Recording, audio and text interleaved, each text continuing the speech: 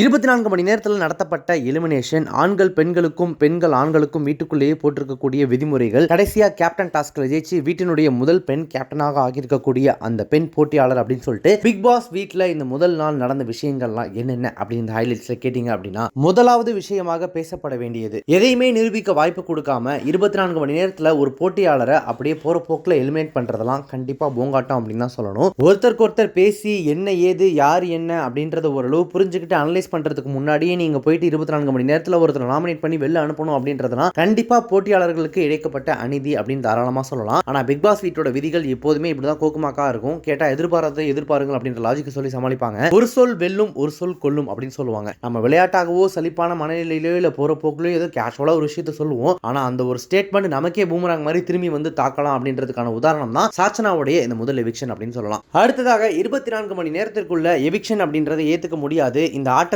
நீடிக்கிறதுக்கு நான் தகுதியான ஆள் அப்படின்ற தலைப்புல ஒவ்வொருத்தரும் அவங்களே நியாயப்படுத்திக்கிட்டு பேசணும் அப்படின்ற ஒரு டாஸ்க் நடந்துச்சு. இது பிக் பாஸ் கொடுத்த டாஸ்க் கிடையாது, இது அவங்களுக்குள்ளேயே வச்சுக்கிட்ட ஒரு டாஸ்கா இருந்துச்சு. ஒரு மாசத்துக்கு தேவையான ட்ரெஸ் ஆக்சசரிஸ் எல்லாம் கஷ்டப்பட்டு செலக்ட் பண்ணி கொண்டு வந்திருக்கேன், அதெல்லாம் போடுறதுக்காகவே நான் இருந்தாகணும் அப்படின்னு சொல்லிட்டு தன்னுடைய லட்சிய காரணத்தை தர்ஷா குப்தா அங்க சொன்னப்போ, அடடா இதுவல்லவா லட்சியம், இப்படி ஒவ்வொருத்தரும் தான் ஏன் இந்த வீட்டுக்குள்ள இருக்கணும் அப்படின்றத தொண்டை தண்ணி தீந்து போக அங்க கத்தி கத்தி, அதுவும் ரவீந்திரன்லாம் இங்க பேச ஆரம்பிச்சா இங்கிலாந்து வரைக்கும் டி ராஜேந்தர் மாதிரி பேசுறாரு பேசிக்கிட்டே இருக்காரு. இப்படி தொண்டை தண்ணி தீந்து போக நான் ஏன் இந்த வீட்டுல இருந்து போக கூடாது அப்படின்றதுக்கு ஒவ்வொருத்தரும் தங்களோட பக்கம் இருக்கிற நியாயங்களை எடுத்து வச்சு பேசிக்கிட்டு இருக்க, ஏமா இங்க நடக்கிறதுக்கு உனக்கு எந்த சம்பந்தமும் இல்ல அப்படின்ற மாதிரி இவங்களுக்கு நடுவில் உட்காந்துக்கிட்டு சுனிதா மேக்கப் போட்டுட்டு இருக்கிறதுல ரொம்ப கவனமா இருந்தாங்க. அந்த அர்ப்பணிப்பு உணர்வை கண்டிப்பா நம்ம பாராட்டியே ஆகணும். இந்த இடத்துல தான் சாச்சனா தேவையில்லாம வாயை விட்டு மாட்டிக்கிட்டு சொந்த செலவுலையும் சூனிய வச்சுக்கிட்டாங்க அப்படின்னு சொல்லணும். அப்படி என்ன சொல்லிட்டாங்க அப்படின்னு கேட்டீங்கன்னா, பெண்கள் அணி முடிவெடுக்கிற அந்த சமயத்துல நானுமே அதுல ஒருத்தியா இருந்தேன், அதனால வெளில போறதுக்கு நானே தயாரா இருக்கேன் அப்படின்னு சொல்லிட்டு சாச்சனா அவங்க சொந்த வாயாலேயே அவங்களுக்கு சூனிய வச்சுக்கிட்ட அந்த வாக்குமூலத்தை கொடுக்க,